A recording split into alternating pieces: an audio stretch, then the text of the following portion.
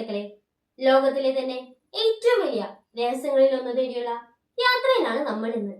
മഞ്ഞുമൂടി കിടക്കുന്ന ഹിമാലയൻ മലനിരകളിൽ ശരിക്കും ഒരു ഭീമാകാരൻ ജീവിയുണ്ടോ?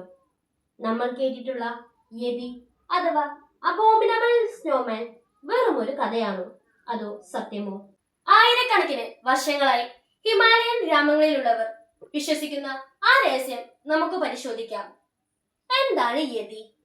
യതി എന്ന് കേൾക്കുമ്പോൾ നമ്മുടെ ഉള്ളിൽ വരുന്നത് മനുഷ്യനെ പോലെ നടക്കാൻ കഴിയുന്ന മഞ്ഞ നിറത്തിലോ തവിട് നിറത്തിലോ ഉള്ള രോമങ്ങൾ നിറഞ്ഞ ഒരു ഭീമാകാരൻ രൂപം.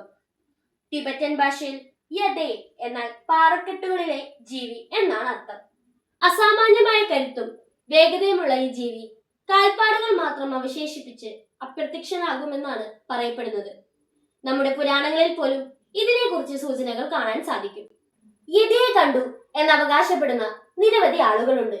1921 ചാൾസ് ഹൊവാർഡ് എന്ന പരിവേഷകനാണ് യതിയുടേതെന്ന് കരുതപ്പെടുന്ന ഭീമൻ കാൽപ്പാടുകൾ ആദ്യമായി ക്യാമറയിൽ പകർത്തിയത്. അതിനുശേഷം പല മലകയറ്റക്കാരും ഇതിനെ കണ്ടതായി പറയപ്പെടുന്നു. ഹിമാലയത്തിലെ ചില മൊണാസ്ട്രികളിൽ യതിയുടേതെന്ന് വിശ്വസിക്കപ്പെടുന്ന തലയോട്ടിയും മുടിയുമൊക്കെ ഇന്നും സൂക്ഷിച്ചിട്ടുണ്ട്. പക്ഷേ ശാസ്ത്രജ്ഞർ പറയുന്നത് മറ്റൊന്നാണ്. പല സമയത്തും ശാസ്ത്രജ്ഞർ യതിയുടേതെന്ന് പറയുന്ന മുടിയും DNA പരിശോധിച്ചിട്ടുണ്ട്. മിക്കപ്പോഴും അത് ഹിമാലയൻ ബ്രൗൺ ബിയറോ അല്ലെങ്കിൽ ഏഷ്യൻ കറുത്ത കരടിയോ ആണെന്നാണ് പരിശോധനകളിൽ തെളിഞ്ഞിരിക്കുന്നത്. ഒരു പ്രത്യേക വിഭാഗം കരടികൾ ഇന്നും ഹിമാലയത്തിൽ വംശനാശം വരാതെ ജീവിക്കുന്നുണ്ടാകാം. അതാകാം ആളുകൾ യതിയായി തെറ്റിദ്ധരിക്കുന്നതെന്നാണ് ഒരു വിഭാഗം ശാസ്ത്രജ്ഞരുടെ വാദം. പക്ഷേ ഇന്നും ചില ചോദ്യങ്ങൾ ബാക്കിയാണ്.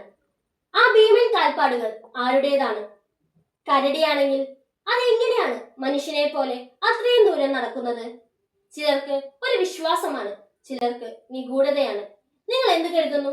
യതി ശരിക്കുമുണ്ടോ? നിങ്ങൾക്ക് ഈ വീഡിയോ ഇഷ്ടപ്പെട്ടെങ്കിൽ ലൈക്ക് ചെയ്യാനും ഷെയർ ചെയ്യാനും കമന്റ് ചെയ്യാനും നമ്മുടെ ഈ ചാനൽ സബ്സ്ക്രൈബ് ചെയ്യാനും മറക്കരുത് കേട്ടോ. നിങ്ങളുടെ വിലയേറെ ഫീഡ്ബാക്കുകൾ ഞാൻ പ്രതീക്ഷിക്കുന്നു. മറ്റൊരു വീഡിയോയുമായി നമുക്ക് വീണ്ടും കാണാം. കാത്തിരിക്കൂ.